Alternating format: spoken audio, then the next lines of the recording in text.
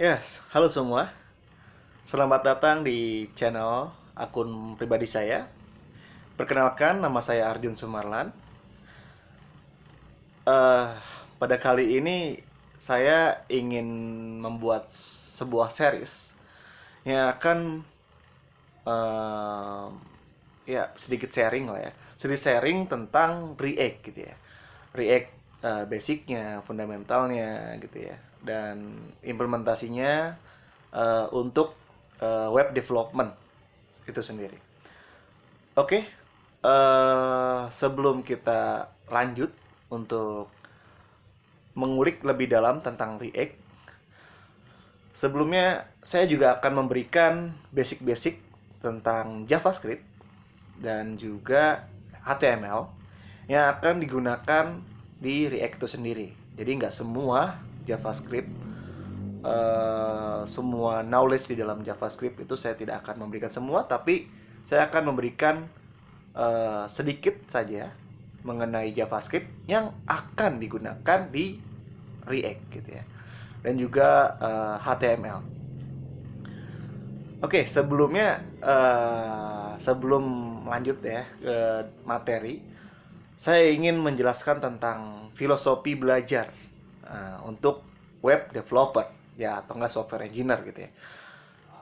Nah, untuk software engineer atau developer sendiri, pribadi ya, saya pribadi, dan itu adalah pendapat pribadi, saya menggenggam suatu filosofi belajar yang dimana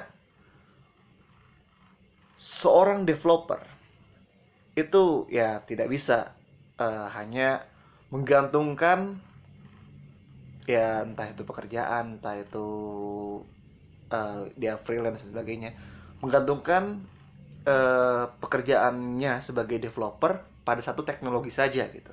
Misalkan contoh PHP, Laravel gitu ya. Dia hanya bergantung pada Laravel saja gitu. Tapi dia tidak mengeksplor lebih gitu ya mengenai teknologi-teknologi lainnya, seperti misalkan mungkin back end-nya juga ya, back end gitu ya.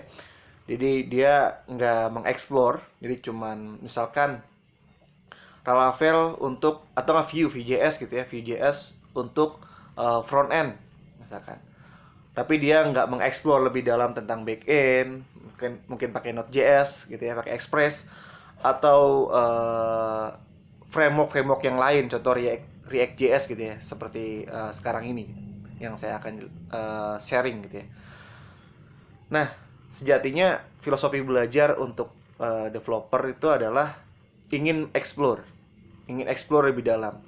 Dan memang gitu ya, kita juga bisa menanyakan ke mentor-mentor atau apapun itu. Tapi kalau misalkan kita gitu ya, dalam hal bekerja kita bergantung dengan mentor, ketika ada problem kita tanyakan ke mentor, dan ketika ada sesuatu kita tanya ke mentor terus gitu ya.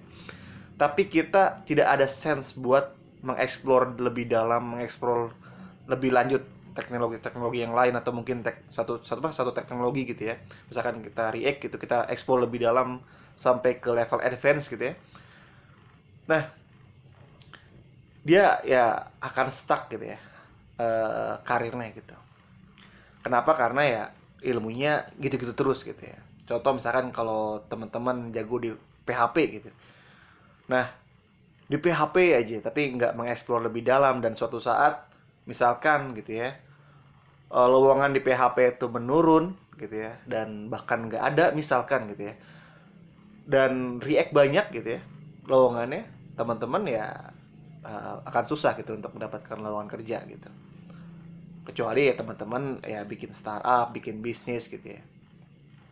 Dan bikin bisnis juga, bikin startup juga, ya harus tetap mengikuti perkembangan teknologi gitu. Jadi yang intinya adalah filosofi belajar bagi developer itu adalah mau mengeksplor lebih dalam, mengeksplor lebih lah gitu ya, mengeksplor lebih mengenai teknologi gitu ya, banyak teknologi gitu. Dan nggak terpaku untuk kepada satu ini gitu, satu teknologi gitu ya. Dan contohnya misalkan saya gitu ya. Nah, saya misalkan pada pertama kali kerja itu saya sebagai Java developer gitu ya. Java developer, Dan memang pada awalnya saya emang berpikir fokus ke Java saja gitu. Karena Java kan banyak banget ya, ada Spring Boot dan sebagainya gitu di segi backendnya gitu ya. Ada banyak banget lah.